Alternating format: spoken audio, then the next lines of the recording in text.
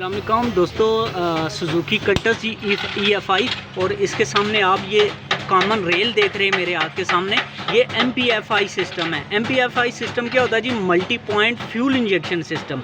यानी कि पहले तो यहाँ पे एक कार्बोरेटर लगा हुआ होता है, वहाँ से ये एक जेट के ज़रिए फ्यूल अंदर चला जाता था, लेकिन उसकी समझ नहीं आती थी ये ज़्यादा जा रहा है कम जा रहा है। लेकिन उसको जब multi point fuel injection system में कन्वर्ट किया गया तो फिर क्या हुआ कि इसकी रिपोर्ट, जैसे ये मैप सेंसर है, TP सेंसर है, ऑक्सीजन सेंसर, मुख्तलिफ सेंसर्स की रिपोर्ट कंप्यूटर के पास जाती है, वो उनको कंपाइल करता है। कंपाइल करने के बाद जी वो फ्यूल को इंजेक्ट करवा देता है जितना फ्यूल आपको ज़रूरत होता है। तो ये फ्यूल इसके 4 सिलेंडर हैं, तो 4 सेंसर इसमें लगे हुए हैं। हर सेंसर के साथ 2 वायर्स लगी हुई हैं। एक वायर इसकी कॉमन है, यानी एक इंजेक्टर से एक तार आगे जाके मिल जाती है, वहाँ से एक ही तार होके अंदर जाती है जिसमें इग्निशन का करंट आता है।